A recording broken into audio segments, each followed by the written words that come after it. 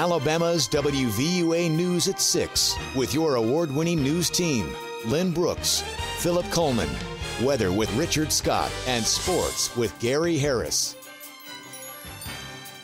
Tonight on WVUA News at 6, honoring America's military.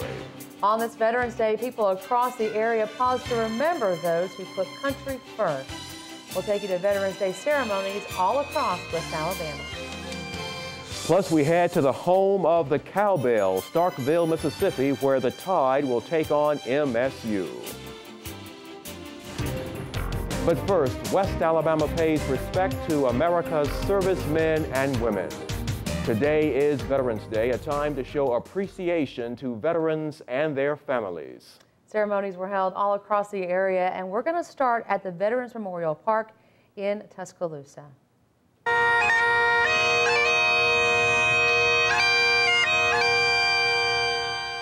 The program was sponsored by the Tuscaloosa County Parks and Recreation Authority. The park is a memorial for all veterans of the United States Armed Services, and today's program included the presentation of colors, guest speakers, and special music. Veterans of all ages turned out for today's ceremony. I just want to say it's a proud day to be a veteran, and I would like to throw my hats off to all veterans and wish them a happy Veterans Day, and also the troops that's serving over, I want to wish them a happy Veterans Day and also bring them home and be safe to them. At the Tuscaloosa VA Medical Center, friends, families, and members of the armed services gather to honor West Alabama veterans. The director of the Alabama National Cemetery and Army veteran, Quincy Whitehead, was the keynote speaker. Students from Arcadia Elementary School were recognized for their essays, What a Veteran Means to Me, and Holt High School, JROTC, had a ceremony for the fallen. And at the University of Alabama, the Student Government Association and Campus Veterans Association hosted their Veterans Day program. It was held right in front of Gorgas Library.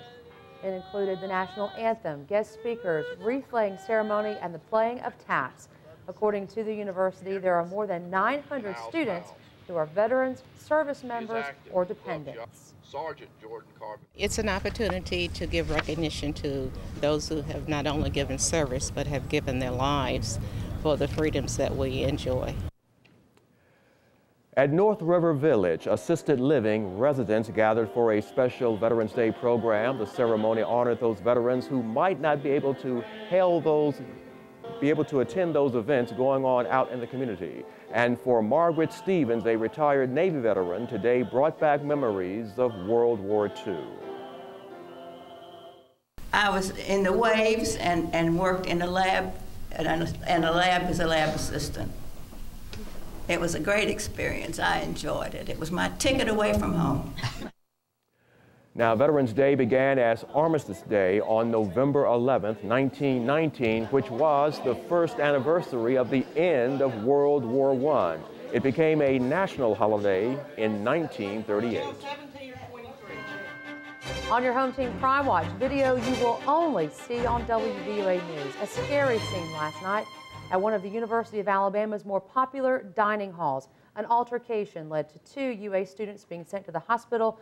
WVUA's Matt McCoy was first on the scene. He joined us live with the story. Matt. Thanks, Lynn. Students watched on as investigators put together the pieces of the puzzle of a stabbing that happened last night. We were on the scene and have exclusive video just moments after the first responders arrived.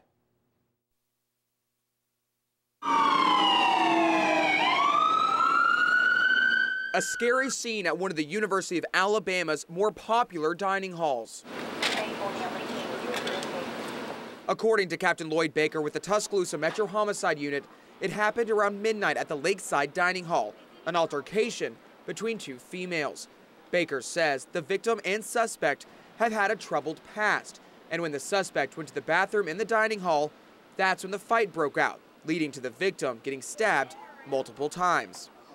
2 roommates of an eyewitness were on the scene when WVUA got this exclusive video.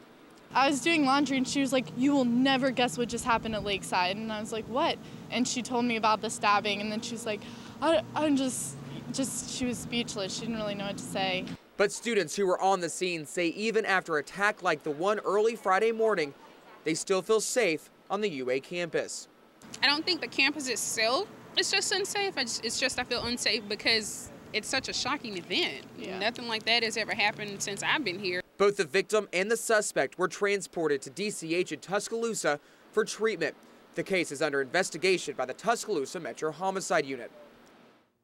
The University of Alabama released this statement today.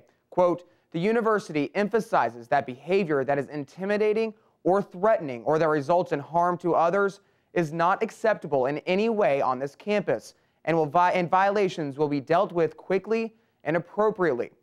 Officials say the students involved are suspended until the investigation is complete. Lynn? Thanks a lot, Matt. On a completely different note, Alabama and Mississippi State will take the field in Starkville tomorrow night. And for fans traveling to the game, the sound of cowbells is in their near future. Thousands of cowbells will fill Davis Wade Stadium tomorrow. John Hendricks, owner of The Lodge, a popular Mississippi State memorabilia store, says Bulldogs fans have been ringing cowbells since he was a student many years ago. And Hendricks says although no one knows if this is true or not, he says there is a theory behind the cowbell. The legend says that a cow walked on the field 80 years ago and we won the game. Since we are an ag school, that could have happened. And as far as anybody remembers, we've always just rung cowbells at ball games. And fans say ringing the cowbell isn't just something they do at sporting events. They say it's a tradition. Now, kickoff for Alabama and Mississippi State is set for 6:45 p.m. And if you can't make it there in person, you can watch it on ESPN. Also, don't forget, we'd like for you to join us this Saturday morning starting at 8 a.m. Crimson Tide Kickoff with Gary Harris and John Huddleston.